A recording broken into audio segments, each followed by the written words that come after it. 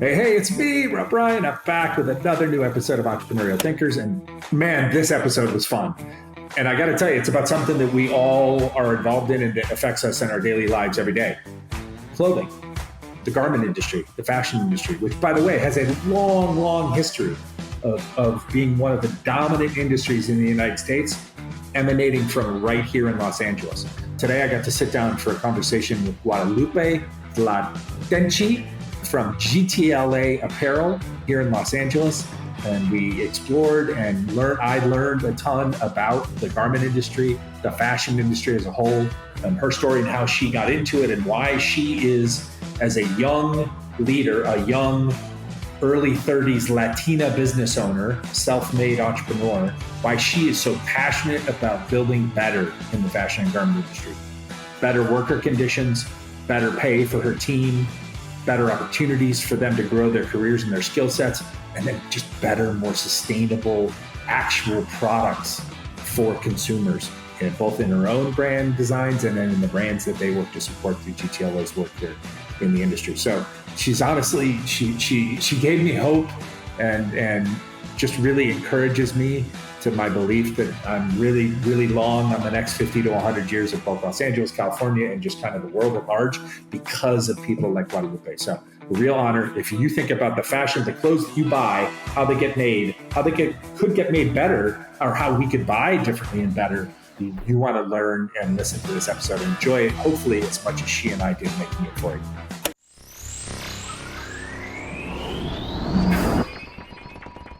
Hola, hello, hi, bienvenido, and welcome back or welcome to Entrepreneurial Thinkers. This is the show, as you know, where I get the pleasure of having weekly conversations with some of the brightest, most interesting entrepreneurial thinkers across all sectors and segments of our society today, as we come together in conversation to try and figure out how to leave this world a little bit better than we found it. Today, I'm super excited to be joined by someone that I've watched her story evolve here in Los Angeles, kind of quietly from afar for the last couple of years. And so it was fun that one of our soon-to-be guests on the show kind of nudged me, a great friend, into this invite. And I was grateful that Guadalupe Tlatenchi, founder and CEO of GTLA Apparel and the brand Loopé, which we're going to talk more about, and we're going to find out all about today, is joining us. And I'm really eager to have her today to help us understand kind of how much space there is for fresh new entrepreneurial thinking in the fashion industry. Also, maybe kind of how and why she's building here in Los Angeles and how we can think differently about fashion in our world in general as consumers. She is, in my words, she's a hometown hero. She's not only a modern day thoughtful leader in the fashion and garment industry overall, but she's a woman who was a local kid who worked her way up the industry ladder. She's turned business owner now and change agent here in Los Angeles, where, in my opinion, she's building the future of a more sustainable, socially conscious, and more equitable fashion industry. She's worked in the industry for more than a decade and essentially done every job at every level that any employee of hers would be asked to do today. She's raised capital from innovative local investment partners such as Grid 110 and Pledge LA. And through GTLA, she and her team help aspiring and growing brands to bring their product vision to life. While through her own brand, Loopé, she, I assume, brings some of her own creative vision to life. In this incredibly difficult industry that I believe seems like it's dominated by offshore production, cheap goods, and really low quality, Loopé brings a commitment to better alternatives, better pay for her workers, better opportunities for their careers, and frankly, better products for consumers, and a better, more ethical and sustainable, less damaging mode of doing business that she hopes shines a light on what's possible for the industry as a whole, while of course also just building a leading fashion company that can be profitable and thrive and flourish for her and her own family. So I'm super excited, super grateful. Welcome to Entrepreneurial Thinkers, Lupe. It's great to have you. Thank you for having me today. I'm happy to be here. Nice, my pleasure. We got you. You're the expert today. I'm just the fly on the wall here to learn. So I'm gonna ask some questions about the industry. We'll talk about your own experiences, and please, feel free and unfettered to share your opinions and thoughts. We can say and talk about anything we want to on our show. I always joke it's my show. We can literally say anything we want to. And the first big question I have for you And this is again kind of I'm the outsider, right? And I think probably most of our audience is outsiders, except for we consume fashion, right? We consume these products. So I would love for you to tell me what is kind of the state of the fashion or garment industry here in LA, like today in 2024. You know, our wow, I mean, it has changed so much, I feel, since I started my career. There's definitely a lot of shifts going on. There's been a lot of positive movement in terms of like laws that have been passed in the fashion industry that are supposed to like improve how garment workers get paid. Okay. But then there's also still the part of the industry that is still being like is still leaving, if we're being real. Like there's still a lot of the industry that's disappearing into like other Okay. countries. However, Los Angeles is still like the number one manufacturing place here in the United States. Really, if for garments fashion, still okay. What? Because I have like a little bit of a follow on question, and maybe it'll give you some more to talk about. Like I thought, and just on my like loose research preparing to visit with you today, like there's kind of a long history of the garment industry here in LA. Like it's been around for like 100 plus years, right? And Yeah, but so it's we're leaking some of that, but still number one comparatively to the other places in the U.S. I did not know that. That's fascinating. Okay. yeah. If we're talking about the United States, we're still like number one. Then there's New York, and then now there's like Texas, North Carolina. Those are still like some of the states that are still doing manufacturing. However, LA is one of the number ones, I believe, because we have such a high number of garment workers. Okay. We had an available at the time probably when it started like cheap labor force. Yeah. Yeah, I believe that that's one of the reasons why. I mean, a lot of the workers that are in the industry are immigrant workers, Sure. so that's one of the reasons why I feel like there's been a lot of like cheap labor, and that is one of the there's been a lot of changes in terms of cheap labor, right? However, it still happens It's still today. happening. Okay. Yeah. So they're let's just call them they're competitors of yours, people that are in the industry that are still doing it the wrong way, that aren't treating their workers fairly, that aren't compensating them the way that they should be.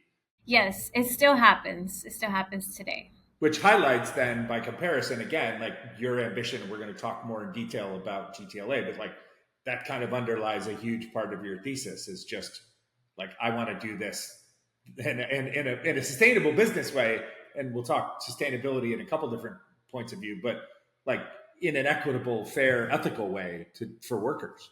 Yeah, absolutely. I think that the industry is used to not having like the best work environment, and also taking advantage of like the hours and Yeah, the pay. Like I believe just this year there was a law. I can't remember the name yeah. of it. However, this law eliminated piece rate, which made it now illegal to pay piece rate. And let's for those that don't know, let's explain that. So piece rate is a type of production work and a type of pay. So explain what that means. So, piece rate works, I believe that they get paid per operation that they make, and that is by piece. So, as many Okay. pieces as they would sew in a day, that's how much they will get paid. As opposed to like in the rest of the world, like an hourly wage for Mhm. you just showed up and you did as much as you could, right? This is more like if you did 50 stitches or 50 sleeves or something, or 50 belt loops, like Yeah. that versus 200, like you get paid more or less. Wow. Yeah, and the thing is that piece rate, they would pay it at cents, so it just doesn't make sense. Yeah, like you get paid like 10 cents, 5 cents Per per operation, and it only really it worked back in the day because the cost of living was much lower, Sure. and the volume was pretty much here in LA. There was a Okay. lot of volume before it was taken to like overseas. Right. Okay. So if you So even workers necessarily didn't really like push back because it was like, hey, it's stable work, and if I'm really good and I hustle and I put in long hours, like I'll do so many pieces that my wages are actually pretty good, and so Mhm. I can live okay. So there wasn't like a labor pushback. So then, of course, management was like, well, cool, we're just going to keep doing this, and Yeah, then eventually it swung, and now it wasn't a good thing for labor anymore, and it's just basically been just a great thing for management. exactly. So it eventually, the cost of living just went up, and then the prices that they were being paid was didn't go up. Yeah, So sure. it was just not making any sense. So a lot of garment workers were getting paid way under minimum wage, and then that's one of the reasons why that law was passed. Because up until this recent law that we're talking about, like, which is sad. I mean, we're in 2024. This industry's probably been in LA since like 1900, right? Exactly. So like we just passed a law. Thank you, state of California and city and county. But like you're saying, we just passed a law to essentially say, hey, there's no more. It's no more legal to do piece rate. Like you Yeah. got to pay people like a minimum wage. Yeah. Wow. Okay. Well, that's. I mean, that seems like a breakthrough. That's a good thing, right? It's definitely a breakthrough. I feel like it took way longer than it needed to. Yeah. Obvious. That's obviously true. Yes. Yeah, but definitely a breakthrough. I feel like the new generation, or like, I mean, not too new, right? But like the you, next you you've been generation, you've been around for a little while. Now you're still pretty young. You've been around the for a little next while. generation that is, taking over the fashion industry, I feel like we have a different mindset. We definitely, are approaching the industry with what we would want in a workplace and how we would want to be treated. So I do feel like there is a lot of hope, and it's still like in that area where the industry is changing, and like the new consumer is adapting to these changes. Okay, Because which is I great. We're going to talk. I've got a specific question towards the end today that I really want to tie this all back together between kind of our consumer attitudes and then what the practices are that you have to maintain to be able to run a quality workplace. But that's really insightful. A couple of things. I didn't realize we were number one. I in my head, I think I thought like probably New York probably was or something, right? But that's really cool to know that that's like another industry. You know me, I'm very proud. Like long believer in LA's potential. I believe the next 50 to 100 years are going to be awesome after we get through this kind of period of reinvention that we're living through right now. But that's pretty cool. I didn't realize like this is yet another industry that we are basically a leader in. Now it's up to us to try and figure out how to compete, as you say, in the new version of this industry as it goes forward with young leaders like you. Yeah, I want to say, like, obviously New York is still like one of the biggest cities for fashion, Yeah, but if you think the about it, production. it's more of the production. If we're talking about like the garment industry itself, Yeah. LA would be top. Do we have a like? I know some cities have. I think we do, but I'm going to ask you because I'm not sure. Do we have like a garment district? Is there like a neighborhood that used to be where all the garment places were? Yeah, so downtown. So literally, if you're familiar with downtown, I want to say like 8th Street Okay. on Main, Broadway, Hill, like that area was used to be known as the garment industry. Now Okay. it's known as the fashion district. Okay. Now it's known as the fashion Okay. district. But back then, there used to be a lot of factories in the buildings that are now lofts. And Right. Or empty waiting to be lofts because now we need lots of housing and less factories. Wow. yes. Okay, that's cool. So we did so that okay, that fashion district, which I kind of know where that is, like you described. So that was essentially like 80 years ago, 90 years ago, Guadalupe, you would have opened your business down there. You know what? When I was at FITM, yeah, like about 12 years ago, I was thinking like, yeah, Even maybe. then, okay, so even in the modern day, like you still would have contemplated opening down there because there's a concentration of stuff. Yes, definitely. Yeah, there's Interesting. a lot of showrooms. I mean, the CalMart is there, the California Market Center. It's Okay. in the fashion district, Yeah, so it definitely opens a lot of opportunity, that's cool. make some business. So I think you just kind of cheated on my next question unintentionally. So I was going to ask you, like, because I'm trying to be clever, because that's my job as the host, right? So why is it GTLA and not GT Orange County or GT or GTIE, GT Inland Empire? Like, why was it or why is it so important for you to build a profitable, sustainable business here in LA? I want to say like I started GTLA in Los Angeles because of the ecosystem.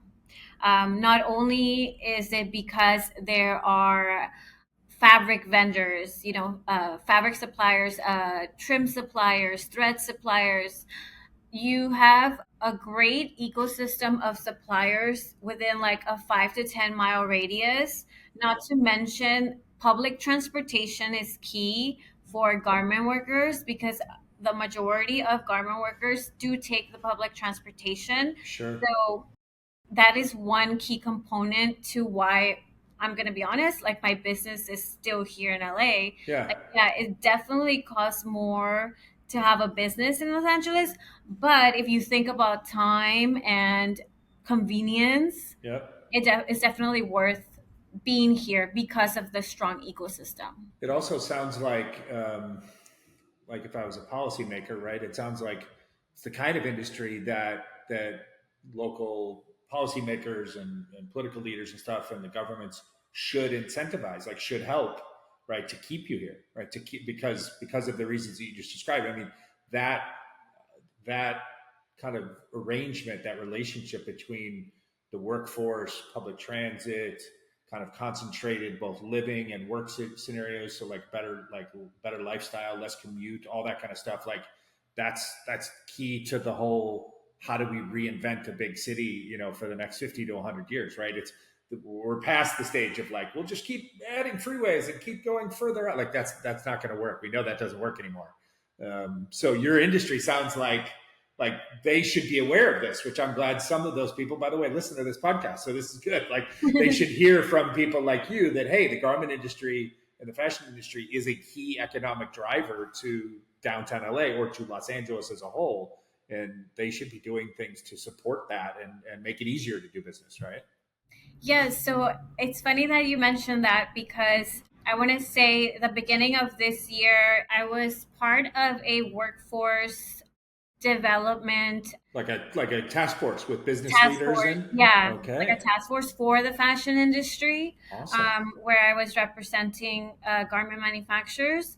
And we were talking to the city of Los Angeles about this issue, about how important it is for us to receive that type of help. Yeah. And, you know, through many meetings with different organizations from the city, they are going to start moving into offering more help That's great. to our industry. I believe it's supposed to start in October of this year, Oh, wow. Awesome. and they're going to offer more help to more people that want to start their own manufacturing company Great. and help them like set up their business, Yeah.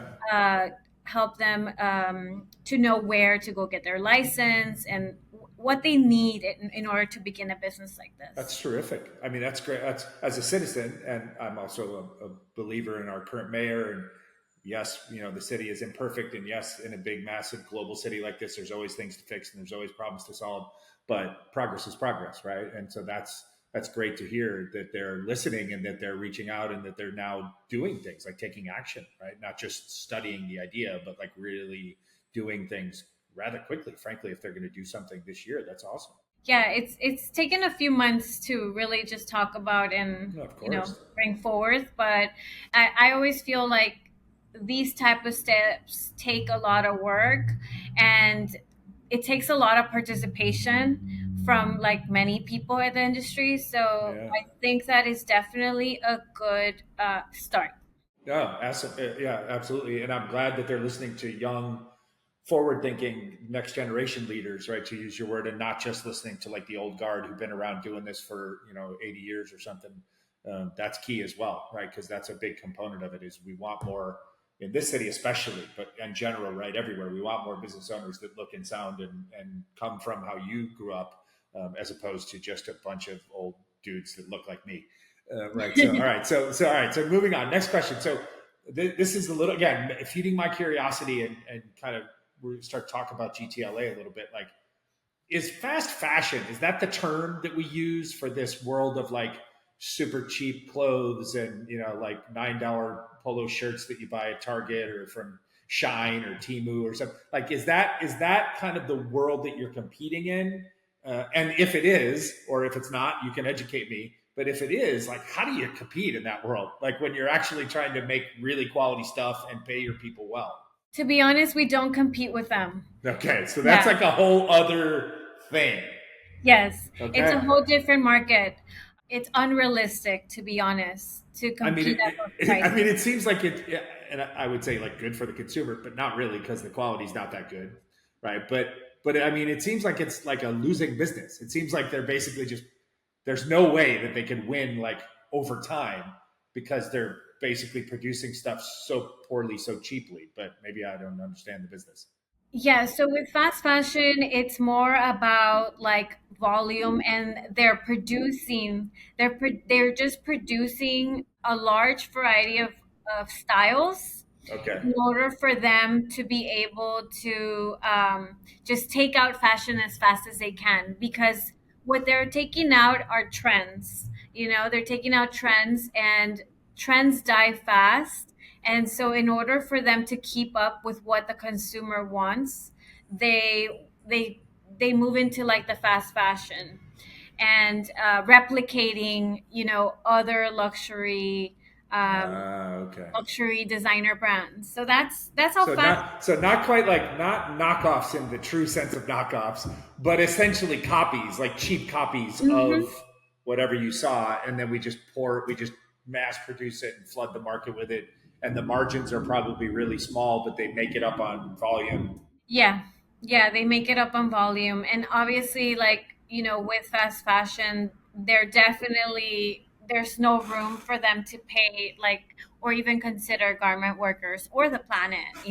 As in. Yeah, I was going to say. All right, so I got next question. Before we go to the next question, I'm going to give a courtesy to our listeners who can probably hear the construction that's going on above my head here in my apartment building. So our wonderful show producer Deanna is going to do her best to squeeze that down and move it out, but there is inevitably still going to be some sound. So I apologize for that. That's what happens when you run a podcast from your apartment and you live in a 100-year-old apartment building that they have decided to completely remodel this summer. So apologies for that, and thank you, Lupe, for your patience with my friendly construction guys upstairs, who are great workers, by the way. And they do awesome work because my apartment was the first one to get remodeled, and it's beautiful. But I wish that they had decided to work on the other side of the building today. But anyways, all right. So let's you hinted at it at the end there. So clear we don't compete with the fast fashion. That's a whole other thing.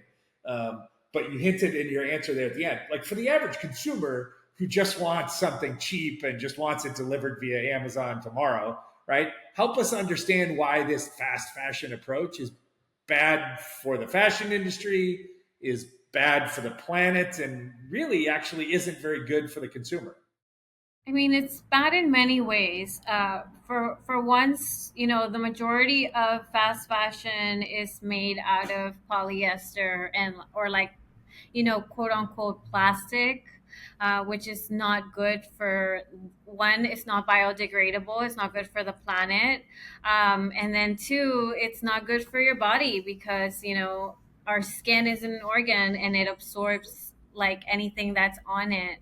And then, besides that, it takes years to decompose in the in on Earth, Yeah. and not to mention that a lot of fast fashion brands pay very little. I'm telling you, they pay pennies And most of them are outside the U.S., right? Is that right? Yes, the Yeah. Okay. majority of them are overseas.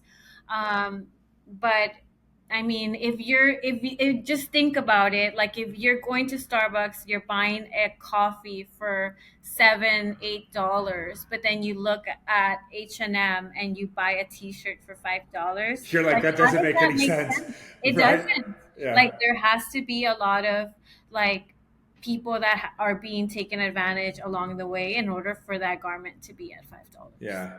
No, that's yeah, it's just not good. It's just not good. And like you say, and that's one of the reasons I was super excited to have you on, because I know you do have strong opinions about this, but also because I believe, just in my own life experiences, like that, you're younger than I am, let's just say, but like you said, you've been around for a while, right? But the people that are even the kids that are even younger than you, I think they just have a better sensibility about these things. Like Mhm. I think just generally your generation and below are just more aware of what our consumption and what kind of runaway capitalism is doing to us. And we could still be capitalists, but we have to, as the phrase says, we have to just be more conscious capitalists. Absolutely. Yeah, More of a conscious consumer. And I understand, like, times are hard and sometimes it's difficult to like support like a higher end brand. But, when you do shop, you should shop for pieces that are 100% cotton or like a natural fiber content. And then two, maybe purchase pieces that will not go out of style and you can like keep using in your wardrobe. So that's one thing I always tell my friends, like if you cannot afford to buy something that is like at a higher price point, or supporting like a small boutique brand, then be more conscious about your purchase and ask yourself, how many times will I wear this this piece of garment? Like how many times will I wear it? Does it go with what I already have in my closet? Am I purchasing something that is a natural fiber? So those are things to consider. no, those are great insights, and you kind of answered another question I was going to ask. So I'll skip ahead to a different one. The fashion industry's been around forever, right? We've the garment industry in the production, the manufacturing of garments has been around forever. We've established that it's been kind of one way, or it's been the old way for a long time, and that someone like you is coming along as kind of this next generation leader. Has that been hard, or is it hard? Is there a little bit of kind of like it's difficult to be the outsider or the younger person with fresh new views on things? Like, is it tough to be an innovative thinker, or as I would say, an entrepreneurial thinker in an industry that is 150 years old and maybe hasn't changed a whole bunch? Yes, it's Yeah. very hard. It's very very. Talk a little bit about how. Give us some examples. I mean, it's you really have to educate like the client.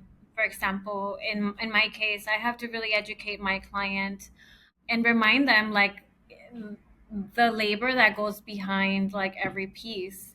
It takes a lot of skills, and it also takes a lot of time, to create like a well-made garment. Yeah. And so I try not to feel so down in terms of like, I don't think I'm willing to go against my values in order for me to grow rapidly. Okay. And I So think that, you're making a conscious trade off. You're like, hey, I could be fast growth hockey stick like type of model, but if I do that, I'm going to have to compromise my beliefs and my values about how this industry should and could operate too much. So I'm not going to do that. So I'm going to be comfortable with like a more organic, kind of steady growth story, yes. and experience financially, because I truly believe this industry needs to be done better. Is it? I don't know if this happens ever, so maybe a crazy question, but like, do you ever find yourself like at an industry conference or an event or something, and like you're the crazy outsider, like where people are just like, you're gonna fail, you can't do it, Lupe, you just got to do it our way. I feel like that every day. Every day, okay, every day. You're like, I don't even need to go to conferences. I just wake up feeling like that. No, I mean, I do feel like that because for example, like if I go to like a networking event. You know, I am the outsider. I am probably one of the only ones that's in the garment manufacturing industry, unless it's like something else that's tied with it, like a brand, like an actual clothing brand. Sure. um, but it's definitely very hard to really grasp on, like, can my business really be like that successful? And I think it can. It just takes time. It takes time, and it takes a lot of structure. It also takes a lot of help.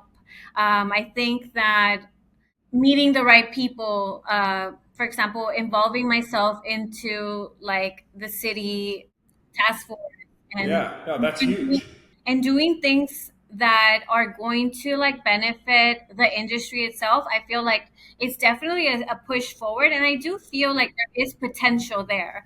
Like I don't think I would continue to do it if I didn't feel like there is going to be a point in my business Yeah. where I feel like it will thrive. You've got enough experience under your belt and now experience running GTLA competitively in the market that your instincts are pretty sharp about the industry. And then you layer on entrepreneurial enthusiasm on top of that, right? And self-belief. And those things all combined are giving you the indicators that you're like, no, there is a future. Like you can run a garment company, a fashion company this way, and it can still be also wildly successful financially. I just got to not give up on myself. Like I just gotta keep believing and just be here. Because the worst feeling I would imagine as an entrepreneur, as a fellow entrepreneur, right, would be like you get so beat down by it, by the day Hmm. to day, that you do give up on yourself. And then you wake up like 5 years later and you read some story about some other person that did basically the same thing and just didn't give up and they succeed. You're like, damn it, that could have been me. And see, that's honestly, that's something that keeps me going. That is something that keeps me going. It's kind of like, I recently read a quote from Amiri, who is a designer. He's a high-end luxury designer and has his own brand. And he recently said, I think somebody asked him like, how did you stay motivated when it didn't feel like you were going anywhere? Yeah. And he said something about, it was torture, you know, because it was either he goes through with it or he doesn't, and then he lives with the regret of not Right. going through with it. And Right. when I read that, I was like, that is exactly how I feel. Yeah.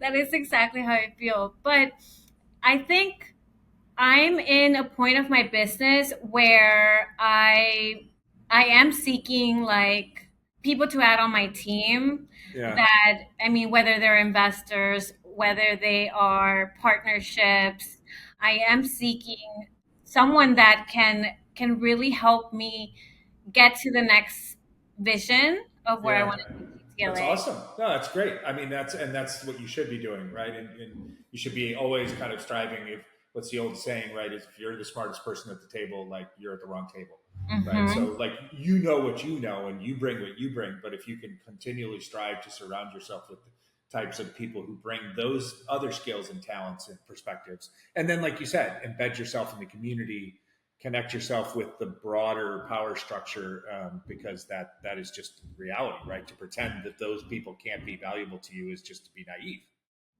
Exactly. And one other thing is like, as an entrepreneur, like you have to get creative. You have to adapt to the changes, not just in the economy, but like in your industry.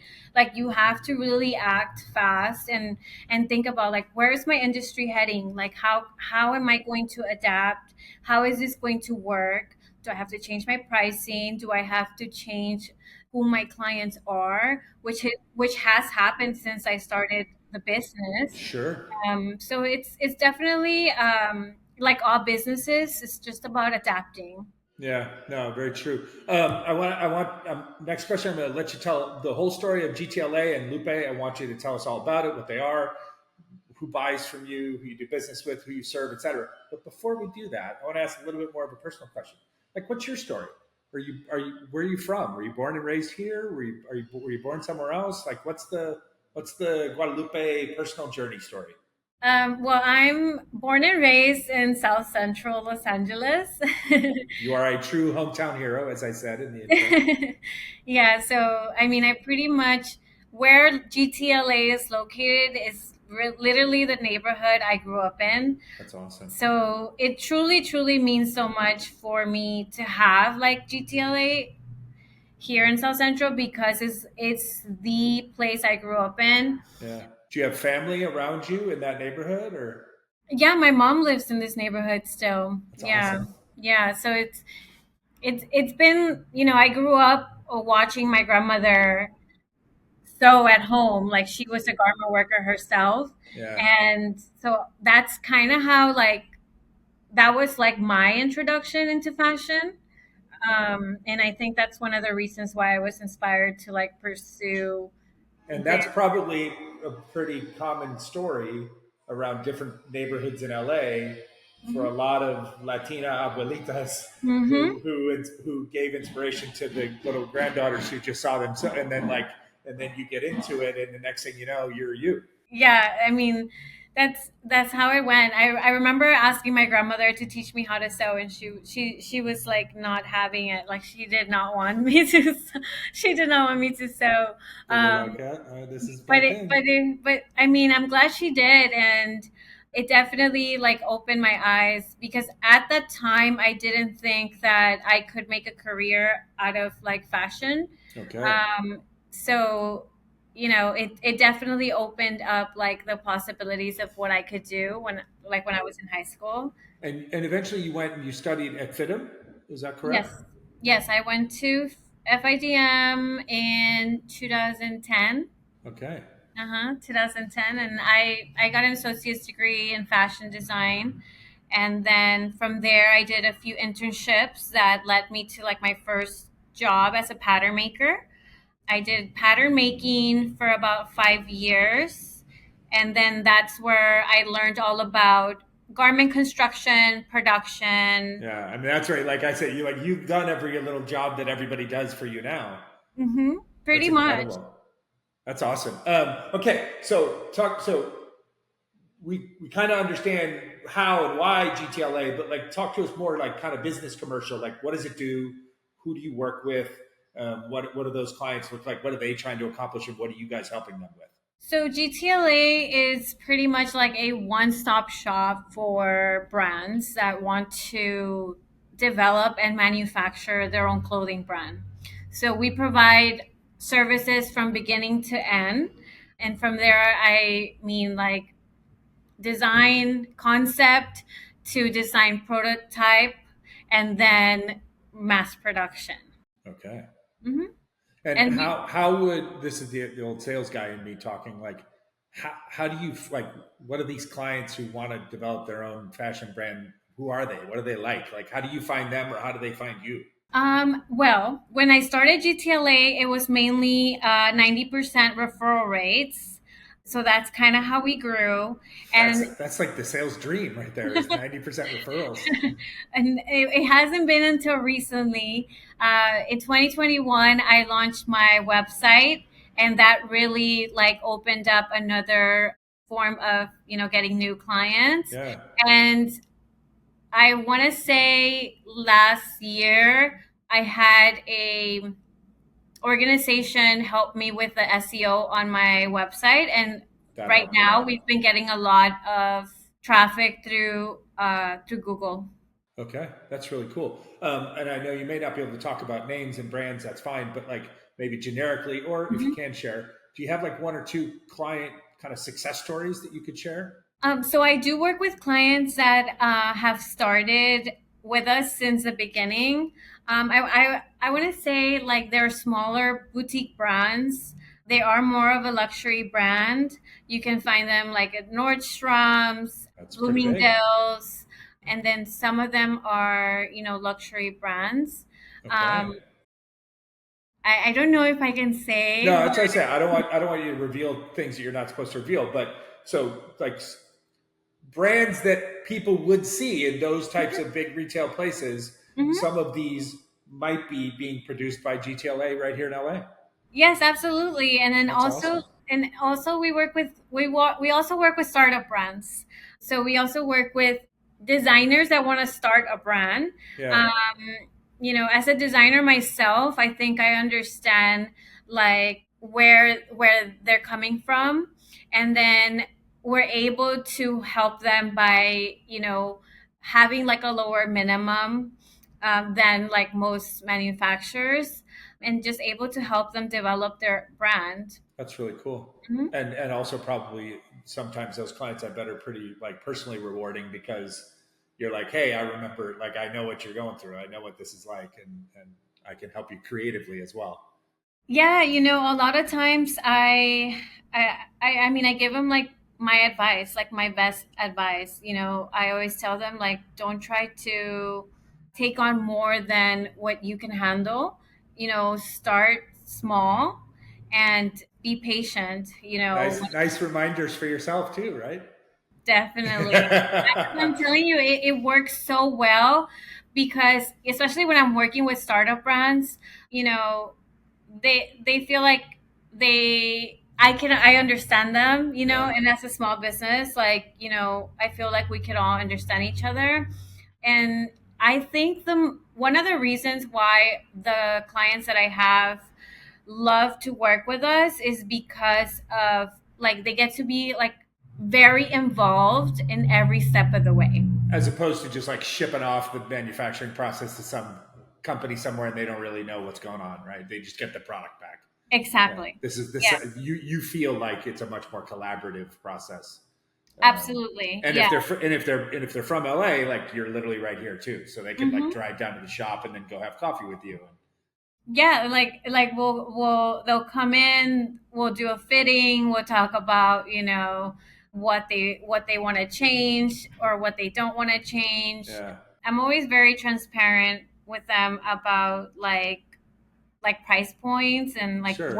where do you want to be at, where do you want to be retail wise, because that also helps with like what the type of materials that we can use, the type of embellishments, all those little details. I love to talk to my client about, and I think that that's one of the key components of GTLA.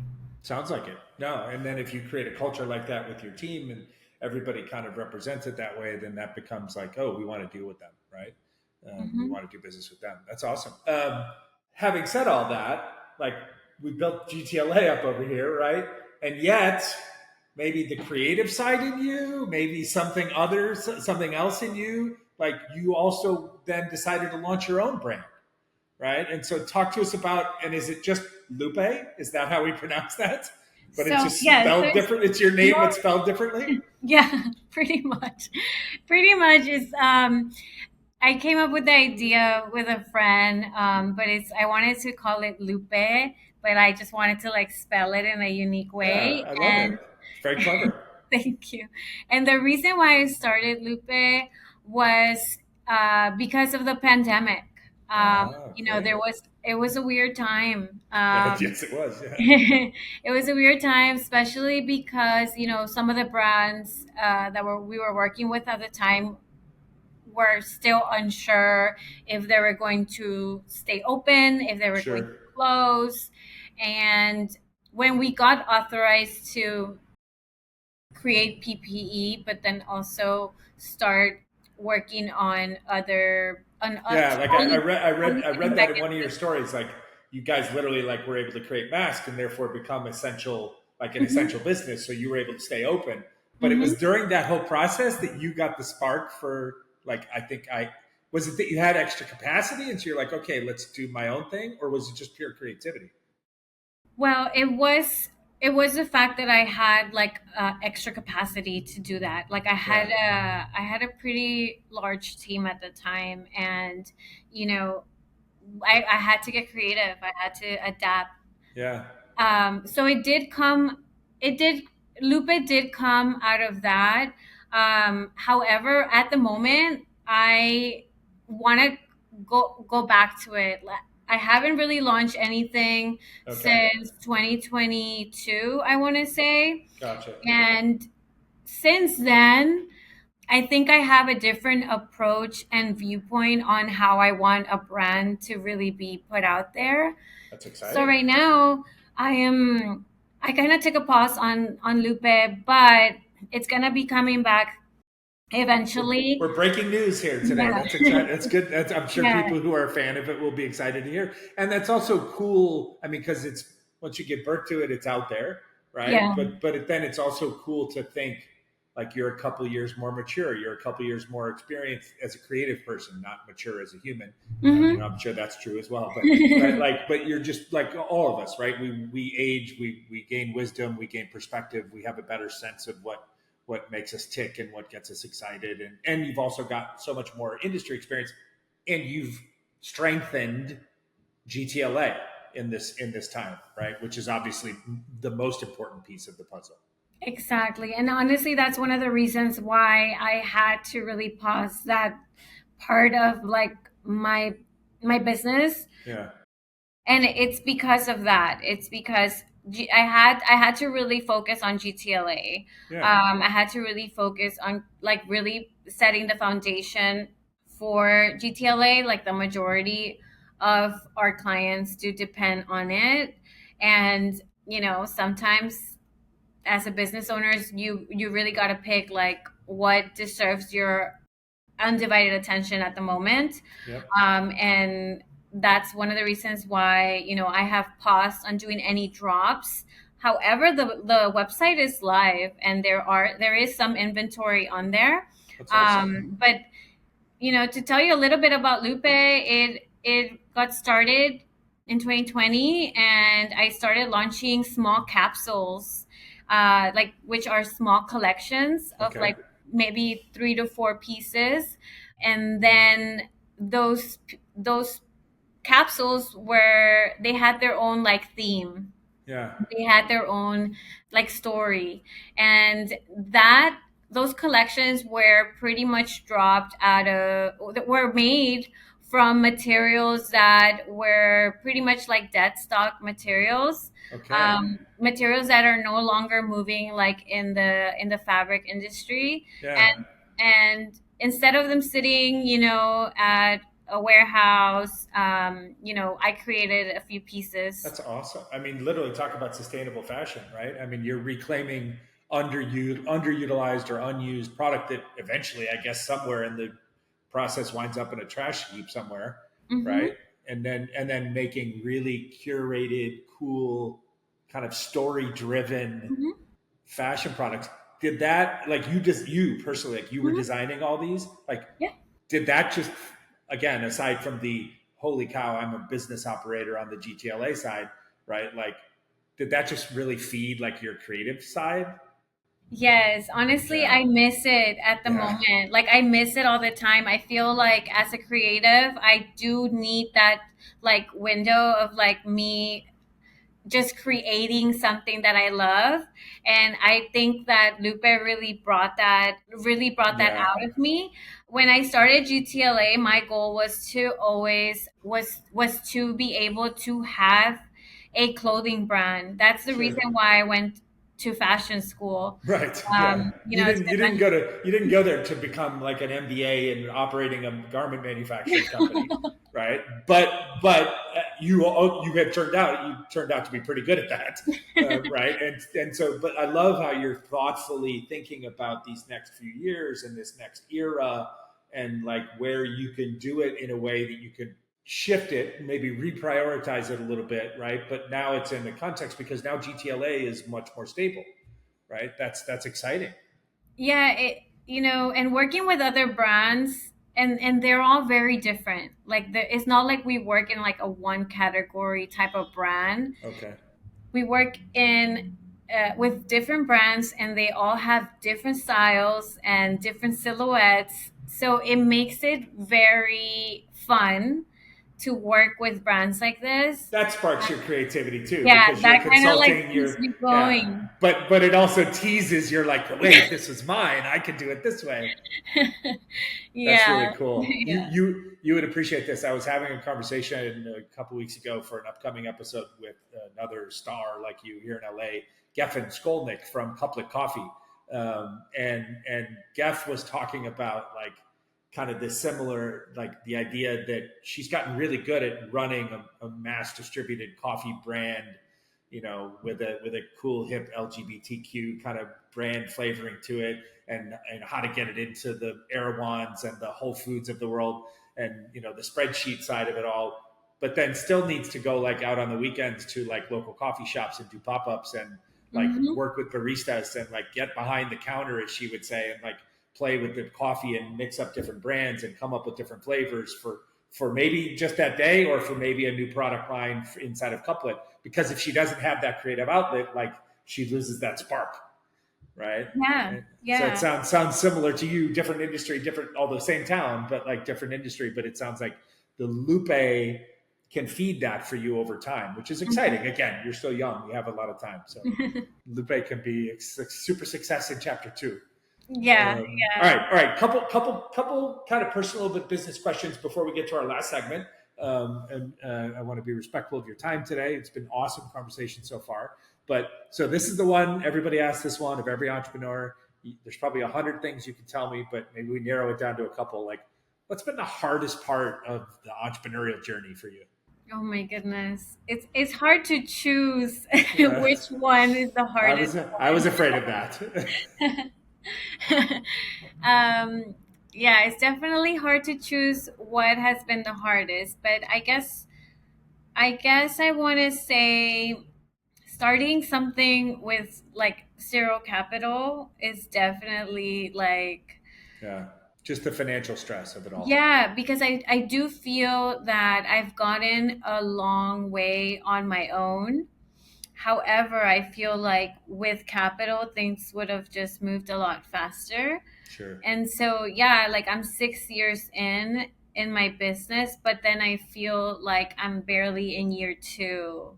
You Yeah. know, I don't know. I could feel that. Maybe it's just like imposter syndrome. I don't know, but I feel like it can be very hard. I think like having the patience to really stick through what you need to go through in the journey. I think that that has been the hardest part. Not to mention, the sacrifices of, like not being able to go on like a trip every year. um Can't take 10 of your friends to Coachella every summer. Like can't exactly, yeah, yeah. right, exactly. There's a lot of factors, and then I think another thing has been being a solo founder. It's definitely can get lonely Yeah. in terms of like, when things are not going the way you plan it. It can feel very lonely, especially Yeah, because. there's a reason that old adage that's been around forever is, it's lonely at the top, or right. I mean, that's a real thing. I've said that for years. I used to give a speech in Latin America when I was traveling around about entrepreneurship, and I would put a single empty chair on stage, right? Uh-huh. And then I would talk about how everybody in the room aspires, like chases dreams of being the person that sits in the big chair, right?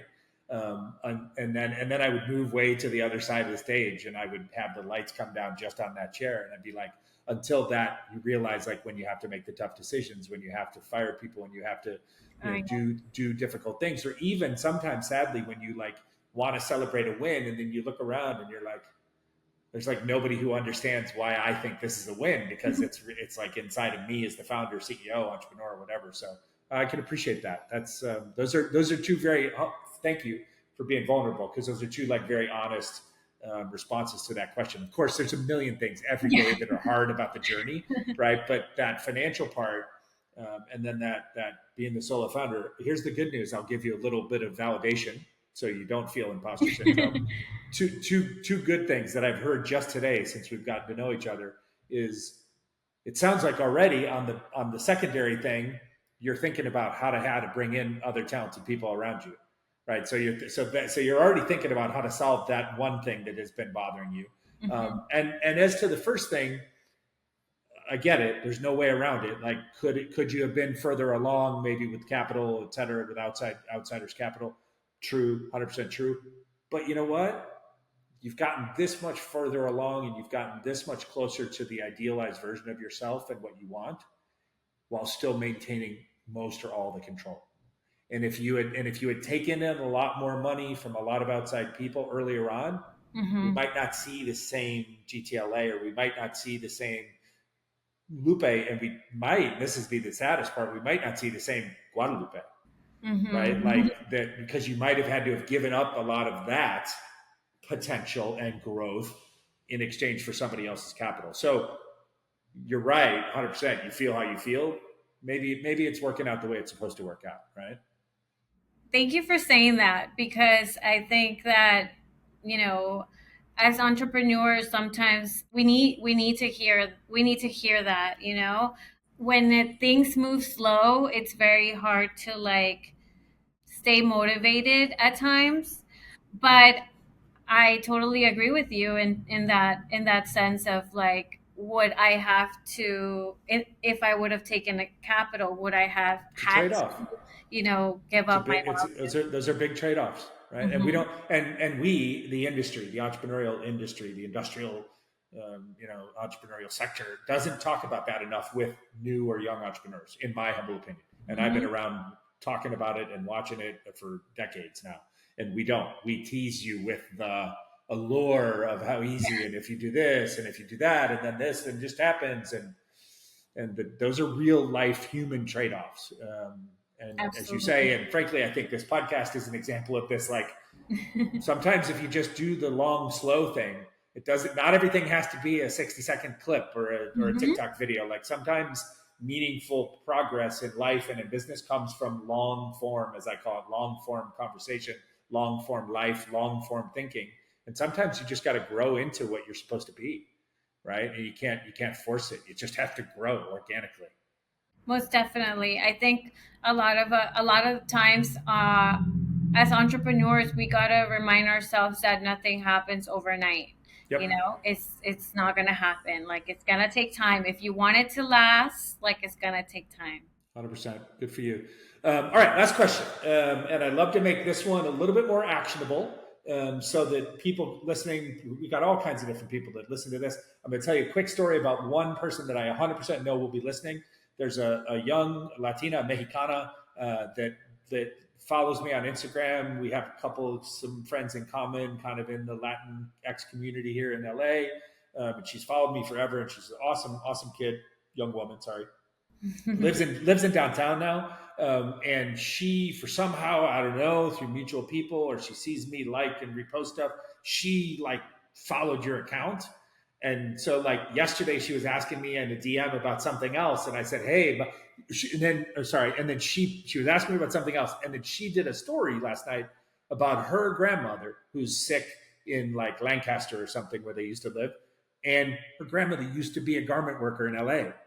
Aw. And I was like, "Oh, you're gonna Ash." I was like, "You're gonna love this future episode that's coming out that I'm gonna interview tomorrow." I was like, "I'm interviewing Lupe, who's talking about like how do we do the fashion industry and the garment industry in LA better, and how do Yeah. we how do we create a better, more." I was like, and she's a proud Latina. I was like, "You're gonna love this episode." She's like, "Oh my god, I'm super excited to listen." Oh my god, da, da, da. Aw. So I know we got one young person that's listening that's like kind of thinking about a better future. So here's my question: what are two or three practical steps that like an aspiring fashion entrepreneur, maybe somebody who's studying over at, well, now it's FITM ASU, Mhm. right? So like maybe somebody that's studying over at FITM ASU, in downtown, like what would be two or three practical steps that they can take to turn their ideas into a viable business nowadays? I want to say really focus on like community and like who you're selling to. I think like that's the main component about starting a brand, because it gives you a lot of information, right? It gives you what's the lifestyle, what kind of clothes do they wear, what's their price point that they can afford, and then also it gives you like like in terms of marketing, like how are you going to target this customer. So I think like that's like the key component before starting a brand, like really. Build community, build and talk to your community. Yeah, build community, because once you've built a community, you actually have someone to sell to. It's Yeah, easier, you know. I love that. And then it's a community that understands you and understands like where you came from and how you, and what's the purpose of your brand. So Yeah. I want to say like that's one of the keys. What And else then would there be? Yeah, what would be like another next one? I guess the next one would be really inform yourself about garment construction. Like Okay. what are the types of materials?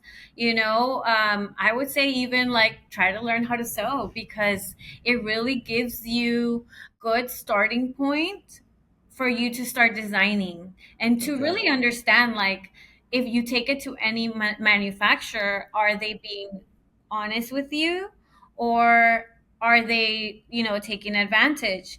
If you understand garment construction and you understand fabrics, then you know that that material is going to work with your design. A lot of times designers are not familiar, like they have a vision for a design but then they want to use a fabric that just doesn't work for that design. Interesting. So So it's very important. practical. Yeah, like kind of get that practical experience so that you know what you know.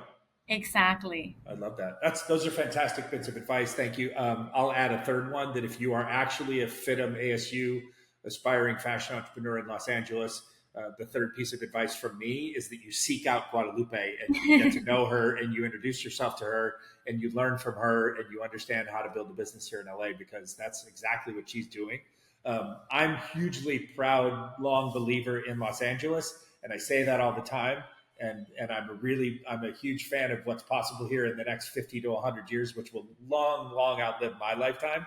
And what I don't say often enough, and I'm excited to say it to your face, is I am that fan of LA's potential because of people like you. Oh, thank you so much. Like because of people who say I'm going to make the hard decisions to build where I in my neighborhood. I'm going to treat my people better. I'm going to create better products. I'm going to do it proudly. I'm going to not like lose faith in myself. Like young, powerful Latinas or brown, black, underrepresented, undersupported people in the entrepreneurial economy that we have here, which is already vibrant. But you're the future. Like you're this next 50 years, not me.